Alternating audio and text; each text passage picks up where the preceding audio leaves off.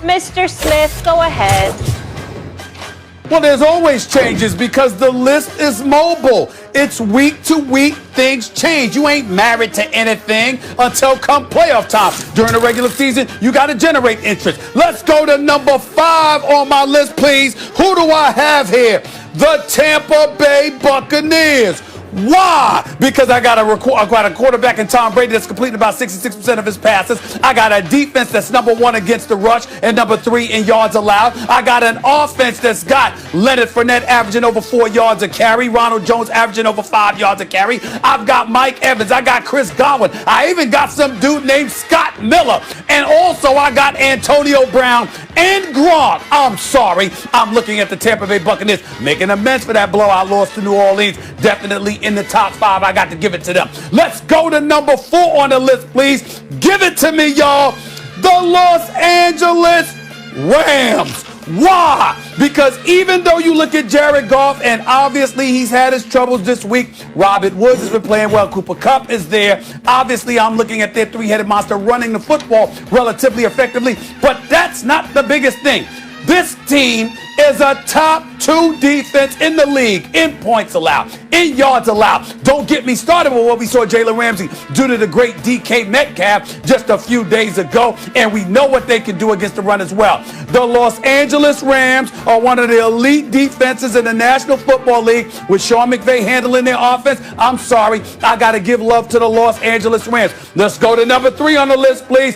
Give it to me, the New Orleans Saints. Why? Because even after a cracked rib and a collapsed lung, Drew Brees still went out there and threw 2 touchdowns. Last time I checked, even though he's going to be out for a few weeks, we got Alvin Kamara. You got Michael Thomas. You still got Emmanuel Sanders. You still got Sean Payton calling plays with Jameis Winston and Taysom Hill that he could utilize at the quarterback position in a defense that is far better than just respectable. And we saw what they did to the Tampa Bay Buccaneers. At this moment, they are a top 3 team in the league. We got to give love and respect where it's due to the New Orleans Saints. Number 2 on the list, give it to me, my team, the Pittsburgh Steelers, undefeated at 9-0, ramrodded Joe Burrow and the Cincinnati Bengals, just like I told Max they would do. I like Joe Burrow. He's got tremendous promise, but T.J. Watt had to let him know, excuse me, this is the AFC North. Welcome to the North. This is how we do it. This is how it goes. The Steelers are undefeated, got one of the elite defenses in the game, and in case anybody's missed it,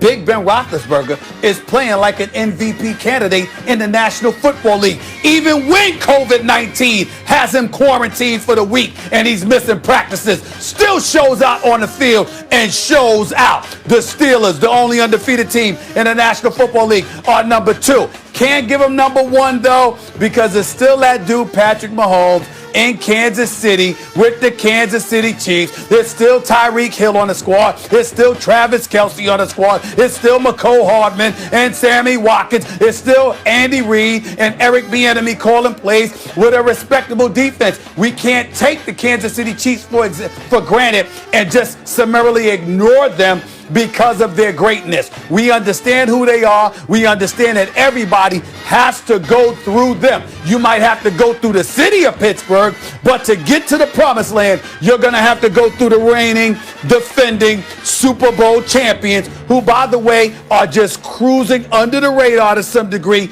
ain't worried about anybody. Those are my top 5 teams. Okay, the Bucks, Rams, Saints, Steelers, and the Kansas City Chiefs. You know what? You've had some sorry lists recently, but this is a good one. The only gripe I have is the placement of the Rams. And even that, I understand what you mean about the fact that they have a defense and everything, but here's the problem. Their last 4 games, 4 weeks ago, they lose to San Francisco when they have Jimmy G.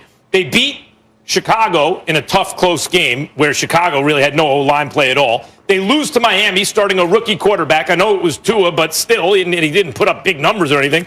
And then they just beat Seattle. They're 2-2 in their last 4 with a couple of losses in games that a top 4 team probably should have won. Other than the Rams, I'd probably replace them with the Packers. I agree with the list.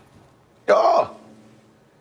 Man, Max, you and I are reading the same sheet, man. Listen, Stephen A., to your credit, this is the best list you've had since I've been busting up on your list. So this is a solid list by you. I respect it. Look but at I'm in agreement with Max on the Rams because, hey, here's one other issue with the Rams. Their left tackle, Whitworth, just went down with a leg injury. I think it's 4 weeks or something like that. That's a big loss for this team. We talk about Breeze when he gets hurt, right? We talk about, like, this is a big miss for that team. Not only is he a decent, I mean, he's a good run blocker, he's an excellent pass blocker. That's the blind side of golf. And we know, listen, that's the iffy part. I would put the Packers at 5, the Bucks at 4, and the Rams at 6. But I like the list. I think it's pretty solid, Steven. Hey, you should take some pride in this list, man. This is like A-minus list. You know what I mean? Hey, that's the best you've been. Like, hold on, Max. Hold on, Max. First of all, I take pride in all my lists. Secondly, I've never had a sorry list. Don't know what the hell y'all talking about. Thirdly, when you talk to Whitworth, well, that's next week. Because remember, the list is mobile. It's fluid. It's week to week. It's a mobile list. Yeah, so I'm allowed to do that, okay? Let's keep that in mind. Let's understand that. And, oh, by the way, the reason I didn't have the Packers necessarily on that list or whatever, I'm looking at the Rams right now, Jeff Saturday, and I'm telling you, this defense is elite. It's big time. And that's why I believe they belong on that list. I can't rely on Green Bay's defense the way I can rely on the Rams' defense. Remember when they lost to Miami, that's because Jared Goff stunk up the joint with 4 turnovers in the first half. Well, remember they held Tua to 93 yards passing and Miami to 55 yards rushing. Their defense did their job. The argument they lost that game in their for last that. 4. They're 2-2 in their last 4. They have 2 losses and 2 wins. I don't know if they deserve to be number 4, even if you wanted to put them 5. Remember when Whitworth was a free agent? Look at that defense. Teams like the Giants passed on him because they thought he was a little bit old to be getting guaranteed money over years. Whitworth has been one of the best free agent signings by any team in recent years. He's absolutely key to the Rams' success. But, Max, you can sit up there and throw all of those numbers out all you want to. I'm not disagreeing with it. But despite knowing that reality, I told you the Rams what they were going to do to Seattle. It happened. I told you the Steelers and Bengals game wasn't going to be close. It happened. I told you that Mitchell Trubisky shouldn't have been taken out for Nick Foles because Nick Foles was going to